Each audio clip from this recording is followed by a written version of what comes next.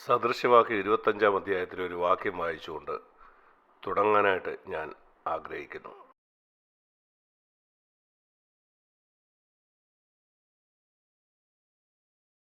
അതിൻ്റെ 2-ാമത്തെ വാക്യം അവിടെ പറയുന്നത്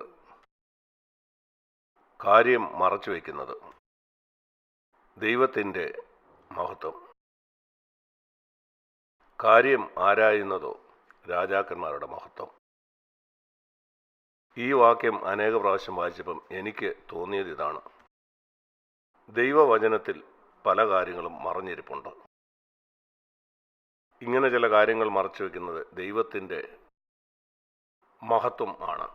അത് വെളിയിൽ കാണുന്ന കാര്യമല്ല, പുറത്ത് നിങ്ങൾക്ക് കാണാൻ കഴിയുന്ന പല കാര്യങ്ങളുമുണ്ട്. അത് സത്യമാണ്. എന്നാൽ വിലയേറിയ കാര്യങ്ങൾ അത് മറഞ്ഞിരിക്കുകയാണ്. ഉദാഹരണത്തിന്, ഭൂമിക്ക് മുകളിൽ നിങ്ങൾക്ക് പല നല്ല കാര്യങ്ങളും കാണാൻ കഴിയും. ഓറഞ്ച്, ആപ്പിള്, അതുപോലെ തന്നെ പല പച്ചക്കറികളും. എന്നാൽ സ്വർണവും വെള്ളിയും പോലുള്ള വിലയേറിയ കാര്യങ്ങൾ അത് നിങ്ങൾക്ക് കിട്ടണമെങ്കിൽ 10,000 അടി ഭൂമിയുടെ അടിയിലേക്ക് പോയെങ്കിലേ നിങ്ങൾക്കത് കിട്ടത്തുള്ളൂ. ഇതേ പ്രമാണമാണ് ദൈവവചനത്തിലും കാണുന്നത്. പുറത്ത് പല കാര്യങ്ങളും നിങ്ങൾക്ക് ലഭിച്ചെന്ന് വരും. നാം നമ്മുടെ പാപങ്ങളെ ഏറ്റുപറയുന്നതിൽ അവൻ്റെ പുത്രനാകുന്ന യേശുവിൻ്റെ രക്തം നമ്മളെ ശുദ്ധീകരിക്കും. എന്നാൽ ദൈവത്തിൻ്റെ ആഴങ്ങളിലേക്ക് ചെല്ലാതെ ഈ വാക്യമായിട്ട് നിങ്ങൾക്കൊന്നും ജീവിക്കാൻ കഴിയും. അനേക വിശ്വാസികൾ ഇങ്ങനെയാണ് ഇന്ന് ജീവിക്കുന്നത്.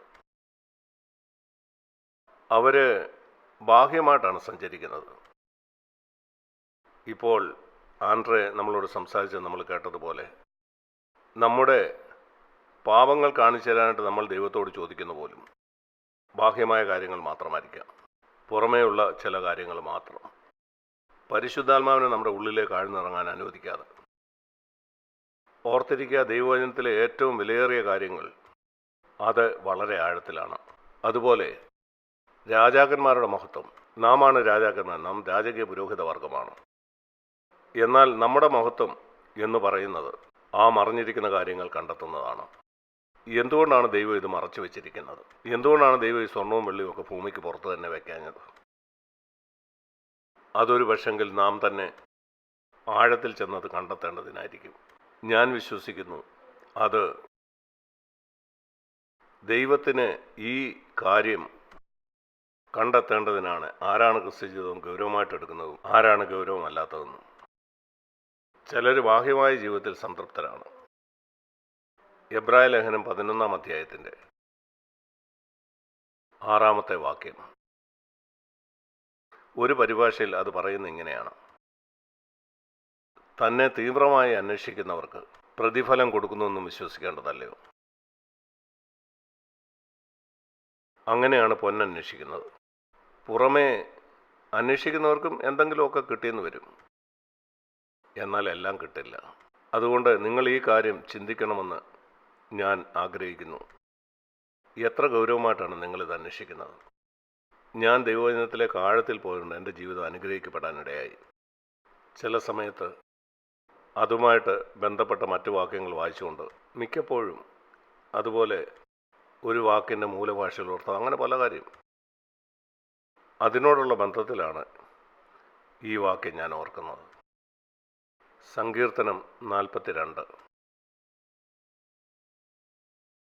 കൂടുതലായി ദൈവത്തെ അറിയാനുള്ള ഒരു ദാഹം. സങ്കീർത്തനം 42-ന്റെ 1.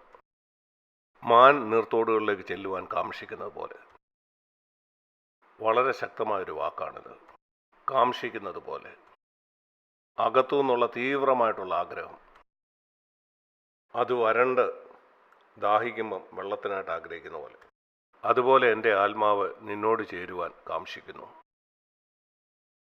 എൻ്റെ പ്രിയ സഹോദരീസന്മാരെ, നിന്നെപ്പറ്റി നിനക്കിങ്ങനെ പറയാൻ കഴിയുമോ?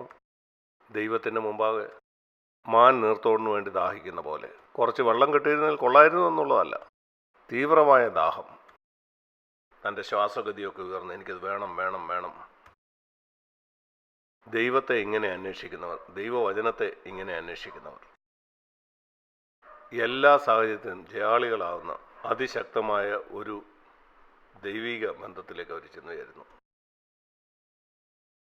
അവർക്ക് കാണാൻ കഴിയും ദൈവം അവരുടെ മുമ്പിൽ നടക്കുന്നതും അവരെ മുന്നോട്ട് ആകുലതകളില്ലാതെ നടത്തുന്നതും അവരൊന്നിനെക്കുറിച്ചും പിറുപിറുക്കുകയോ പരാതിപ്പെടുകയോ ചെയ്യുകയില്ല. കാരണം അവർക്കറിയാം അവരെ ക്രിസ്തുവിനെ പോലാക്കാൻ ദൈവം സകലതും അവരുടെ നന്മയ്ക്കായി ചെയ്യുന്നു.